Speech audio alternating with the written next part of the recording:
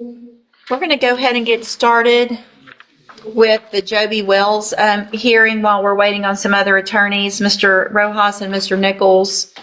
I know there's a witness that might be coming in a few minutes, but there's one here and we're waiting, so let's get started. This is cause numbers 19-31266 and 31267. All right, Mr. Nichols is present. Mr. Rojas, you're present with Sir Joby Wells. And Mr. Wells was previously in court. Let me pull this up real quick. Hold on. Has two motions to revoke unadjudicated probation on probation in each of those cases for aggravated assault with a deadly weapon. Let's see. In those motions, pled true to counts 3, 4, and 6. I've received an updated pre-sentence report as well as some jail incident reports that everyone should have been given copies of. Has everyone received all of that? We have, yeah. Yes, Your Honor, we have. And these cases are both, I want to make sure I said it right, they're aggravated assault, family violence. They're both first-degree felonies, deferred probations. That's and not correct, Your Honor. it's not. One is a non-family violence, and one is a second-degree family violence. Okay, so in that motion, was that wrong then? It's aggravated I on, believe so, Your Honor. Okay. Mr. Ross and I actually double-checked this morning. Okay. Under the code and under indictment and under the original plea agreement. both of them are second degrees, 2 to 20 range. There was no agreement. And does anyone have any additions or corrections to that pre-sentence report? Nothing. No, Your Honor. Mr. Rojas, does the state have witnesses with regard to those other counts? Yeah, they do, Your Honor. I'm sorry? I believe they do. Oh, did I say Mr. Rojas? Mr. Nichols, does the state have? Thank I do, you. Your Honor. You may call your first witness. State called Officer Stevenson. Good morning, sir. If you'll please raise your right hand. Do you swear or affirm the testimony you're going to give in this hearing will be the truth, the whole truth, and nothing but the truth, so help you God? Thank you, sir. You can have a seat. And how are you employed, sir? Sir, How are you employed? I'm a police officer in the police department. How long have you worked for Beaumont Police? Approximately 15 months. And during that time, have you worked on patrol? Yes, sir. When did you complete the field training and all that? December 15th. 2024? Yes, sir. And so during the month of April of 2024, what were your job duties? What were you doing for Beaumont Police? I was on patrol. I was in the FGO phase. I was in phase 2. And who was your supervisor or training officer? Officer Simpson. Okay, and did y'all have reason to respond to a call in the early hours of April 13th, 2024 in the city of Beaumont? Yes, sir. So what was the nature of the call? A lady called and said that her ex-boyfriend was harassing her. And when y'all arrived on Main Street, what did you encounter? What did you find? There was a black male matching the description that she'd given to dispatchers, and we made contact with him. About what time of the morning was this? Do you remember? 2 a.m.? Yes, sir. This individual you encountered, was he wearing anything unusual? He was described as wearing all black clothing, and that's what this individual was wearing. Did you identify him? Yes, sir. And what was his name? Joby Wells. When you encountered Mr. Wells, did he explain what he was doing in the street on Maida? Believe so. What did he tell you? He said he was there to talk to this lady, the complainant. Did it seem unusual to you that he was in that area at that time? Not at the time. I'd never met him before. As y'all investigated, what did you find out? Excuse me. He was her ex-boyfriend, and he had allegedly called her numerous times. hearsay. Overruled. Go ahead. Did you, and she reported that he had been calling her multiple times, is that correct? Yeah, Did you verify that anyway? I did. How'd you do that? He gave us permission to view his phone logs, and he had made several calls to her phone, and hers also showed many calls. So he allowed you to view his calls? Yes, sir. And do you recall about how many calls he made to her number? Approximately 41, I believe.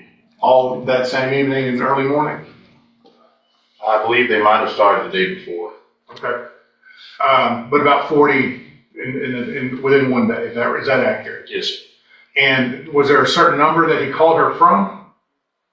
He called her from his registered number, and then was believed that some calls came from numbers that weren't necessarily. Objection, speculation, Your Honor. Overruled. Go ahead, officer. When you reviewed her phone, what did it appear the numbers came from? Many of the calls said no caller ID, I believe, but some came from his. Okay. And you yourself viewed the call logs on her phone, as we see here, and you also viewed his call logs indicating that he had made those phone calls. Isn't that correct? Yes, sir. Thank you, Officer Stevens. I'll pass it to you. Thank you, Mr. Nichols. Mr. Rojas? When you look at these call logs, did you see, there's a way on the phone to see if phones are incoming or they're outgoing, right? Yes, sir. Did you take a look at the phone to see how many calls were actually outgoing from his phone or outgoing from her phone?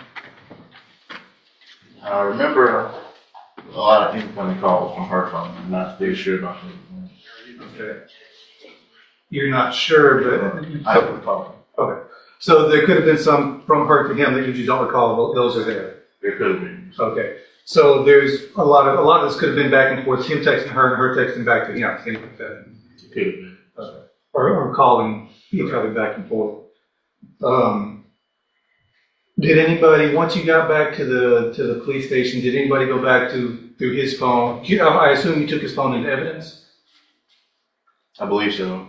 Do you know of anybody back at the police station who went back and looked at his phone to verify how many calls were coming from his phone, or how many calls were going from his phone to hers, and how many calls were coming from her phone to his? I don't know if that happened. Okay. If it happened, you didn't do it. Correct. Okay.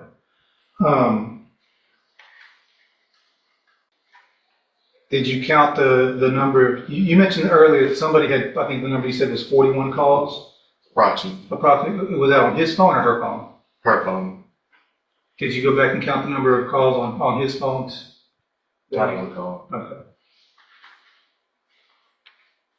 That's all I have. Thank you, Mr. Rojas. Any other witnesses? No, you're saying right. Mr. Rojas, any witnesses? No, you're not.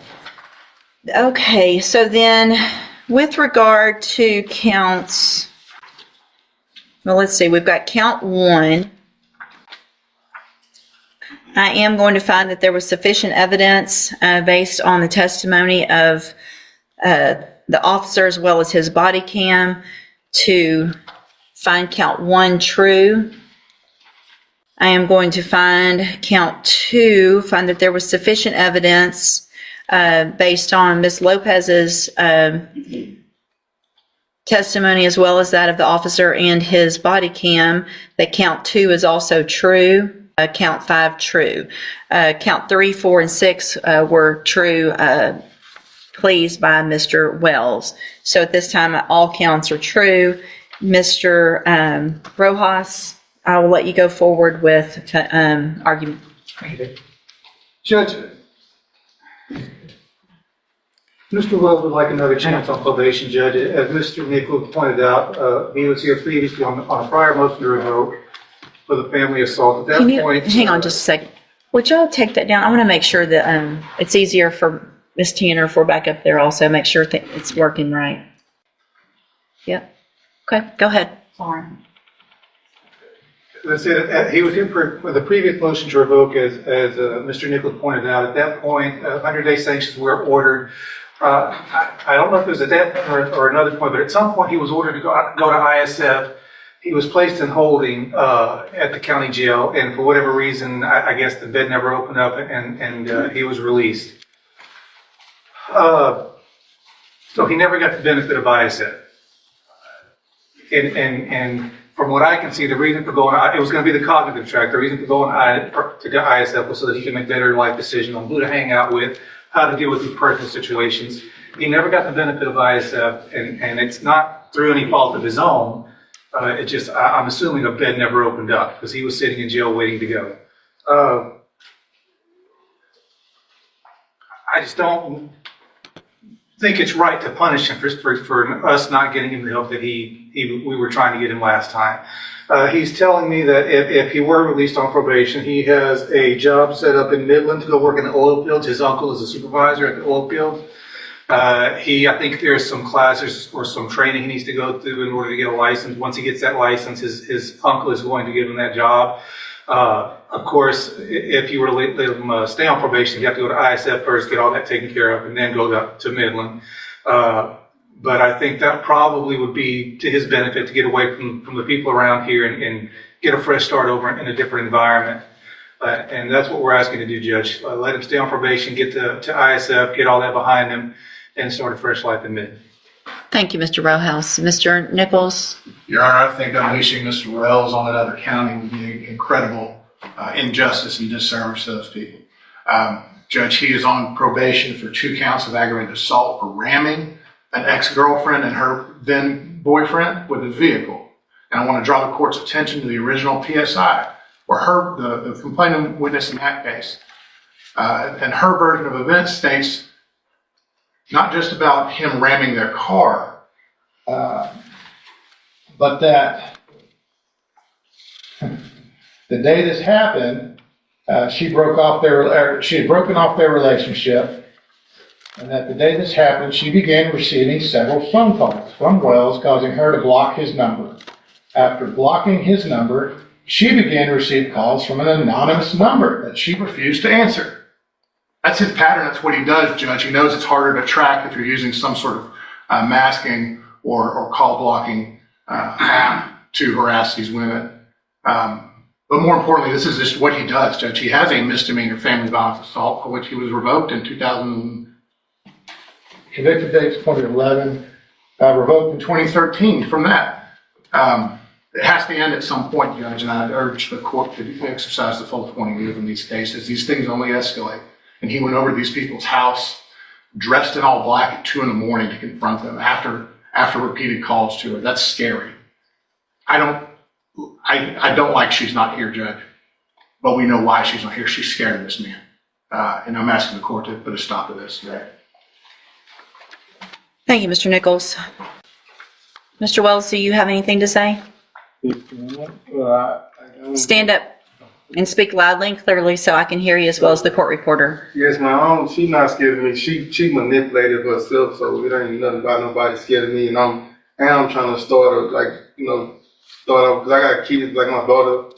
She's 16. She about to graduate in 2 years. And I'm just trying to get out, do whatever the little ISF program to try to better myself and control my temper, work on myself, and try to do, like I said, if I get to go get this job for you, and I can, get away from the, people, that I've been hanging around and, better myself. So you've been hanging around the wrong people? Hanging around like just me, like people I do hanging around, I ain't gonna say they influence me, but it's like. You don't think maybe you're the wrong person? I know, I do have my fault. You can have a seat.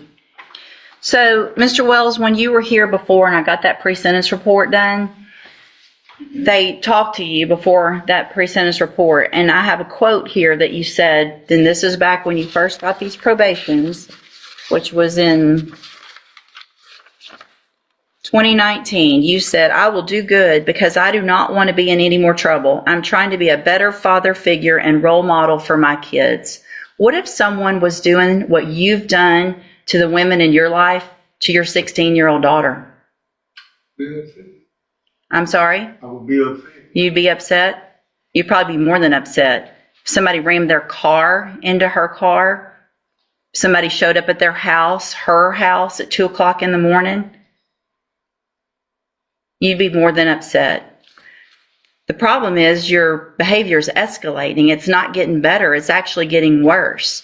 And it's not because we didn't send you to ISF. And you want to talk about, I'm going to go to this little ISF program. It's not a little program. It's something that's really meant to help people. And that's not something that, based on your history, you deserve. I have your jail incident reports. Just in March, in 1 month, you've got 5. You can't even follow the rules when you're in jail, much less when you're on probation. Calling people who are just there doing their job all kinds of names. What, you don't think that's true? Like, man, I don't know how they treat us in there. They come in there and they talk to us any kind of way. You're in jail. All you got to do is follow the rules. If they say stay in your bunk, you stay in your bunk. You don't call them a bitch because they told you to stay in your bunk. You just follow the rules, which you can't do. Deputy Millhouse had to shush you a minute ago, and instead of just saying, I'm sorry, yes, sir, I saw the look you gave him, and I saw the look you gave me when I told you to be quiet. You don't like people telling you what to do. Clearly. And the B word is the nicest thing you've called him. At this time, in cause number 19-31266, again, find that you entered your pleas of true to counts 3, 4, and 6 freely and voluntarily. I again find counts 1, 2, and 5 true. Find sufficient evidence to find you guilty of aggravated assault, family violence, and sentence you to a term of 20 years in the institutional division of the Texas Department of Corrections.